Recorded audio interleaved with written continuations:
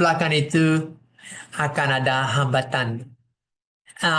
Saya sudah lihat dari teman-teman mereka bilang sulit untuk memberi pesan apapun, lebih lagi pesan rohani atau pesan serius kepada orang. Kenapa? Selalu ada interupsi, selalu ada notifikasi, selalu ada digital noise, ada kebisingan, ada hanya tsunami dan banjir seluruhnya. Banjir informasi. Informasi terlalu banyak dan untuk tahu yang benar dan tidak, untuk tahu yang penting dan tidak, untuk just tidak tahu, saya just tutup. Tapi AI sekarang bikin bubble.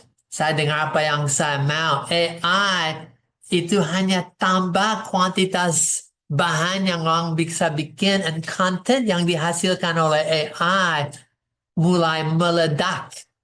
Ada kata yang baru, bukan hanya spam, tapi kata untuk omong khususnya tentang AI created content yang junk. Dan mulai ada banyak untuk itu.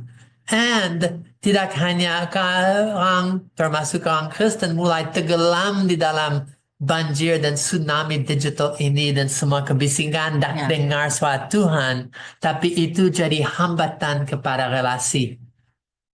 Kalau lihat milenial, ada banyak yang mengakui mereka bisa punya relasi yang lebih baik dengan AI karena AI sabar, AI dengar, AI ada 24/7, AI punya empathy, dan dari pengertian mereka lebih cocok dengan AI daripada teman-teman yang terlalu sibuk, yang sudah interupsi, yang sedang lihat HP-nya terus, dan yang tidak ada saat mereka bersama ada di tempat yang sama, pikiran yang masih kemana-mana, dan authentic relationship di generasi dunia digital and authentic relationship untuk orang AI sudah tambah sulit.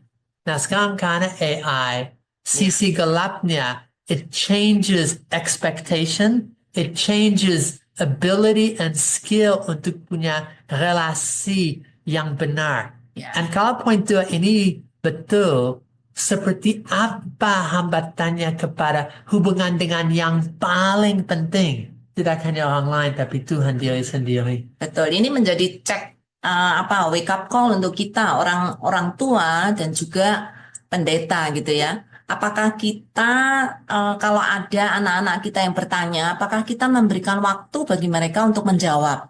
Apakah kita belajar sehingga apa yang ditanyakan tuh kita bisa menjawab? Ada banyak orang tua dan pendeta tuh nggak belajar lagi Pak, sehingga ketika anak-anak bertanya mereka nggak bisa jawab, akhirnya kemana anak-anak pergi? Ke hal-hal yang digital, entah di YouTube, entah di AI, mereka minta jawaban dari mereka. Dan sekarang orang tua mengeluh, anak-anak sekarang sudah tidak pernah bertanya ke saya. Tapi anak-anak ini, itu anak yang sama saya lihat, orang tua duduk makan, kasih HP di depan anak dan bilang jangan bisik ya. And ternyata generasi muda dilatih untuk interaksi dengan digital dan banyak menganggap dunia digital itu lebih nyata untuk mereka daripada dunia yang ada seputar. And so budaya yang baru. Saya ingat waktu 10 plus tahun yang lalu Sabda tulis buku tentang suku digital dan bagaimana menjangkau dan bilang ini salah satu field, ladang misi yang terbesar. Tak hanya ladang secara dunia biasa, tetapi bagaimana menjangkau apa penginjilan untuk ladang digital. Dengan AI dan dunia AI, ada new opportunities, chatbots, new opportunities, connecting and fill, tapi belakang itu ada tantangan yang luar biasa dan kalau tidak adaptasi, maaf, besar masalahnya. Ya, ini hambatan hubungan yang otentik nih menjadi wake up call betul untuk kita, Pak. Ya. Apakah kita secara jujur, secara secara rendah hati mau melayani orang lain untuk berelasi? Kalau tidak, mereka akan lari ke AI. Orang tua terutama ya, suami istri juga. Akhirnya mereka kehilangan relasi karena mereka sendiri tidak membangun hubungan yang otentik.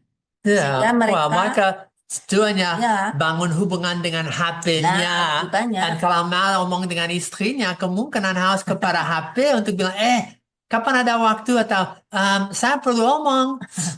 Oh iya, WA saya aja. Foto apa masalah Nah, seterusnya. sebenarnya salah kita sendiri ya yang tidak cerdas di dalam menggunakan HP. Kalau kita Well, punya sikap, digunakan ya kalau HP. punya sikap seperti itu hanya kita diperbudak oleh HP dan kita sendiri sebenarnya yang menjadi masalah di dalam hubungan otentik kita. Ya, so ini sesuatu yang serius karena saya masih ingat dulu, mungkin terlalu dulu, tetapi Paskah itu musim yang luar biasa. Untuk 40 hari, untuk 1 bulan lebih, semua persiapan, semua khotbah dan fokus. Sekarang untuk banyak orang, Paskah itu hanya satu gangguan di tengah digital noise. Itu hanya sementara dan ya Paskah hampir tak bisa muncul di tengah semua kesibukan dan semua yang ada di dunia digital ini. Lebih lagi, pasca dulu itu saat untuk sebulan lebih mikirkan ulang seperti apa relasi saya dengan Tuhan. Untuk masuk dalam satu pengertian akan tak hanya hidup dan kematian, tapi salib dan kebangkitan. Dan di situ punya satu tak hanya pengertian, tapi itu menyegarkan relasi dengan Tuhan. Ya, Sekarang, waduh sulit. Tapi harus ya, lanjut. ya, kita membutuhkan kedewasaan rohani untuk bisa disiplin mengontrol diri Ya, di dalam penggunaan HP ya. oke.